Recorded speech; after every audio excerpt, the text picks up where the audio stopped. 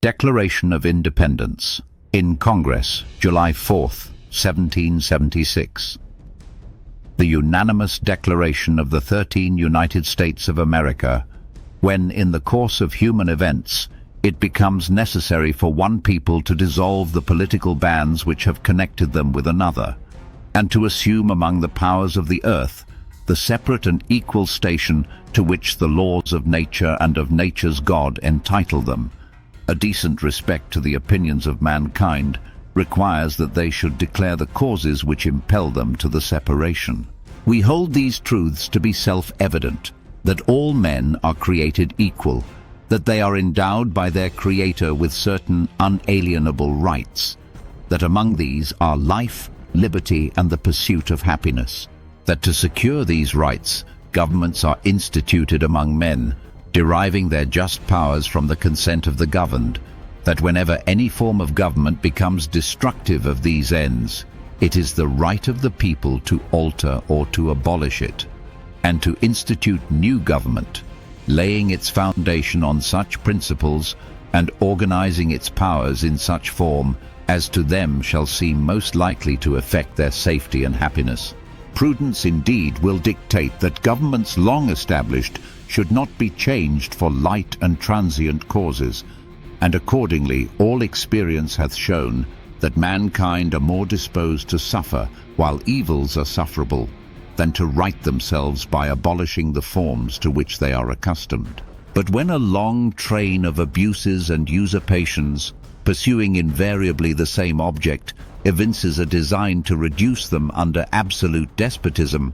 it is their right, it is their duty, to throw off such government and to provide new guards for their future security. Such has been the patient sufferance of these colonies, and such is now the necessity which constrains them to alter their former systems of government. The history of the present King of Great Britain is a history of repeated injuries and usurpations, all having in direct object the establishment of an absolute tyranny over these states. To prove this, let facts be submitted to a candid world. He has refused his assent to laws, the most wholesome and necessary for the public good. He has forbidden his governors to pass laws of immediate and pressing importance unless suspended in their operation till his assent should be obtained.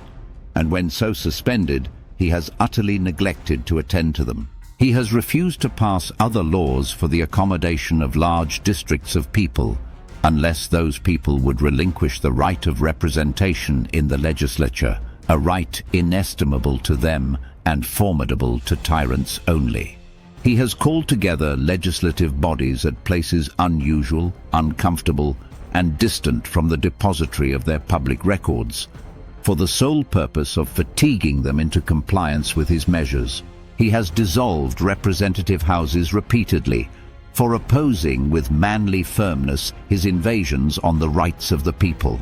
He has refused for a long time, after such dissolutions, to cause others to be elected, whereby the legislative powers, incapable of annihilation, have returned to the people at large for their exercise, the state remaining in the meantime exposed to all the dangers of invasion from without and convulsions within. He has endeavored to prevent the population of these states, for that purpose obstructing the laws for naturalization of foreigners, refusing to pass others to encourage their migrations hither, and raising the conditions of new appropriations of lands. He has obstructed the administration of justice by refusing his assent to laws for establishing judiciary powers. He has made judges dependent on his will alone for the tenure of their offices and the amount and payment of their salaries. He has erected a multitude of new offices and sent hither swarms of officers to harass our people and eat out their substance. He has kept among us in times of peace standing armies without the consent of our legislatures. He has affected to render the military independent of and superior to the civil power. He has combined with others to subject us to a jurisdiction foreign to our constitution and unacknowledged by our laws, giving his assent to their acts of pretended legislation, for quartering large bodies of armed troops among us, for protecting them by a mock trial, from punishment for any murders which they should commit on the inhabitants of these states, for cutting off our trade with all parts of the world, for imposing taxes on us without our consent, for depriving us in many cases of the benefits of trial by jury, for transporting us beyond seas to be tried for pretended offences, for abolishing the free system of English laws in a neighbouring province, establishing therein an arbitrary government, and enlarging its boundaries so as to render it at once an example and fit instrument for introducing the same absolute rule into these colonies, for taking away our charters, abolishing our most valuable laws, and altering fundamentally the forms of our governments, for suspending our own legislatures and declaring themselves invested with power to legislate for us in all cases whatsoever. He has abdicated government here by declaring us out of his protection and waging war against us. He has plundered our seas, ravaged our coasts, burnt our towns, and destroyed the lives of our people. He is at this time transporting large armies of foreign mercenaries to complete the works of death, desolation, and tyranny, already begun with circumstances of cruelty and perfidy scarcely paralleled in the most barbarous ages, and totally unworthy the head of a civilized nation. He has constrained our fellow citizens taken captive on the high seas to bear arms against their country, to become the executioners of their friends and brethren, or to fall themselves by their hands. He has excited domestic insurrections amongst us, and has endeavored to bring on the inhabitants of our frontiers the merciless Indian savages,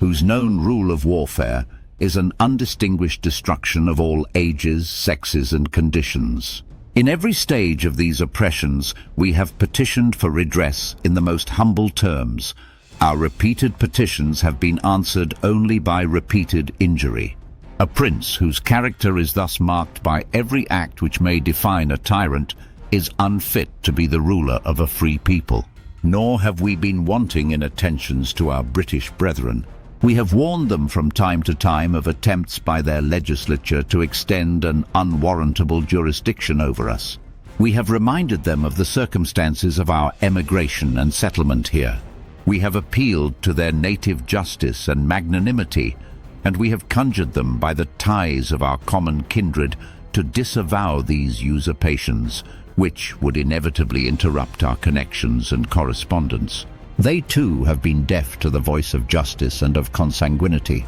We must therefore acquiesce in the necessity which denounces our separation, and hold them, as we hold the rest of mankind, enemies in war, in peace friends. We therefore, the representatives of the United States of America in General Congress, assembled, appealing to the Supreme Judge of the world for the rectitude of our intentions, do, in the name and by authority of the good people of these colonies, solemnly publish and declare that these united colonies are, and of right ought to be, free and independent states, that they are absolved from all allegiance to the British Crown, and that all political connection between them and the state of Great Britain is and ought to be totally dissolved, and that as free and independent states they have full power to levy war, conclude peace, contract alliances, establish commerce, and to do all other acts and things which independent states may of right do.